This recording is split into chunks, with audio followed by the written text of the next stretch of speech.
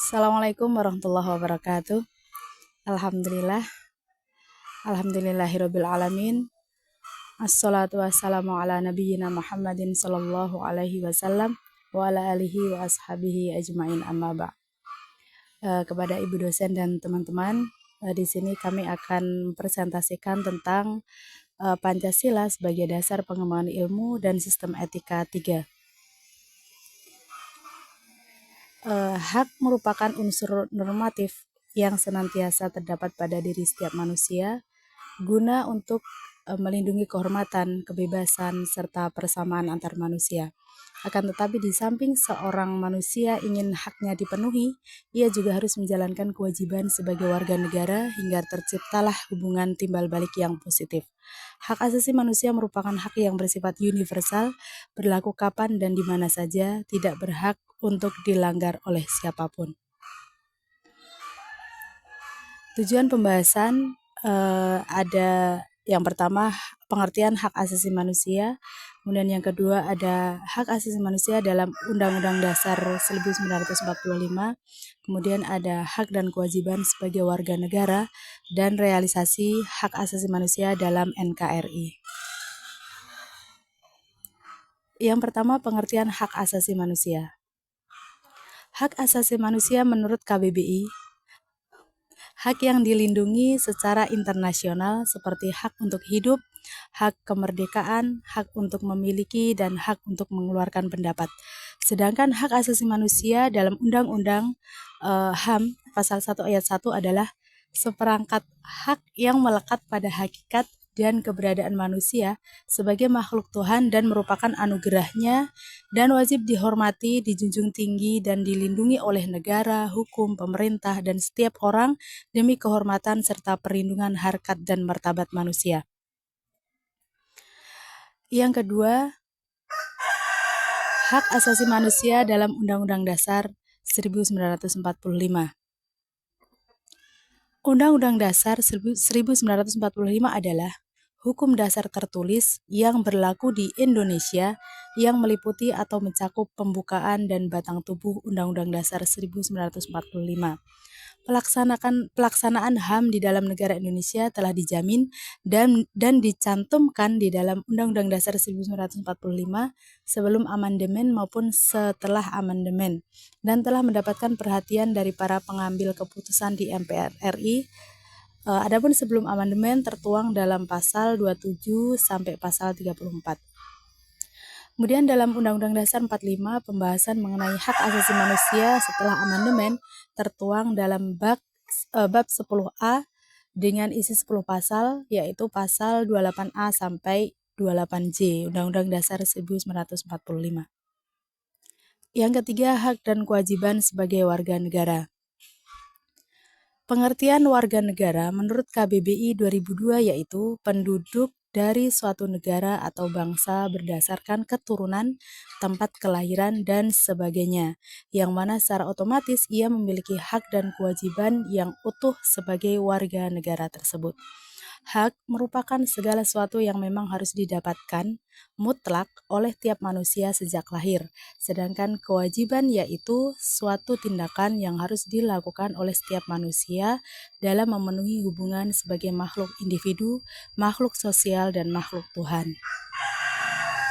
Beberapa hak dan kewajiban warga negara yaitu hak warga negara, hak atas pekerjaan dan penghidupan yang layak bagi kemanusiaan, hak untuk hidup dan mempertahankan kehidupan, hak untuk memilih dan dipilih dalam pemilihan umum, hak untuk mengembangkan budaya dan identitas lokal, hak untuk mendapatkan keadilan dan perlindungan hukum.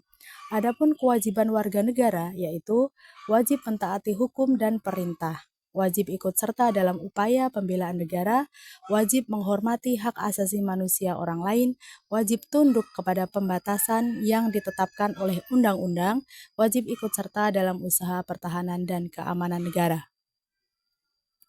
Yang keempat, realisasi hak asasi manusia dalam NKRI. Realisasi hak asasi manusia dalam NKRI mencakup berbagai aspek yang dijamin oleh konstitusi, undang-undang, dan kebijakan pemerintah. Yang pertama, dasar hukum. Undang-Undang Dasar 1945, Konstitusi Indonesia mengakui dan menjamin hak asasi manusia, terutama pada pasal 28A hingga 28J. Pasal-pasal ini mencakup hak untuk hidup, hak atas kebebasan pribadi, hak untuk tidak disiksa, dan hak atas pengakuan sebagai pribadi di depan hukum. Yang kedua, undang-undang. Undang-Undang Dasar Nomor 39 Tahun 1999, undang-undang ini mengatur tentang hak asasi manusia dan mencakup berbagai hak sipil, politik, ekonomi, sosial, dan budaya. Undang-Undang Dasar Nomor 26 Tahun 2000 mengatur tentang pengadilan hak asasi manusia, memberikan mekanisme hukum untuk menangani pelanggaran HAM. Yang ketiga, institusi perlindungan HAM. Komisi Nasional Hak Asasi Manusia atau Komnas HAM, lembaga independen yang bertugas mempromosikan dan melindungi HAM, melakukan penyelidikan dan memberikan rekomendasi kepada pemerintah. Mahkamah Konstitusi memastikan bahwa undang-undang yang dibuat tidak bertentangan dengan hak asasi manusia yang dijamin oleh konstitusi. Yang keempat, partisipasi masyarakat. Masyarakat sipil termasuk lembaga swadaya masyarakat atau LSM berperan aktif dalam memantau dan memperjuangkan hak asasi manusia, memberikan edukasi dan advokasi terhadap isu-isu HAM. Yang kelima, tantangan dan isu. Meski ada kerangka hukum yang baik, tantangan seperti pelanggaran HAM, diskriminasi, dan ketidakadilan masih terjadi. Kasus-kasus penyiksaan, kebebasan berpendapat, dan perlindungan terhadap kelompok rentan menjadi sorotan. Yang keenam, komitmen internasional. Indonesia adalah pihak dalam berbagai instrumen internasional terkait HAM, seperti Kovenan Internasional tentang hak sipil dan politik, serta Kovenan Internasional tentang hak ekonomi, sosial, dan budaya. Ini menunjukkan komitmen negara untuk memenuhi standar HAM global. Yang ketujuh, pendidikan dan kesadaran. Upaya untuk meningkatkan kesadaran masyarakat tentang HAM melalui pendidikan formal dan informal juga penting untuk menciptakan budaya penghormatan terhadap HAM.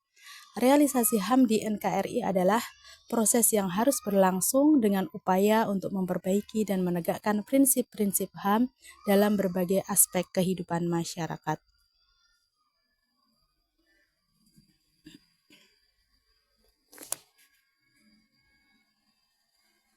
Kesimpulannya,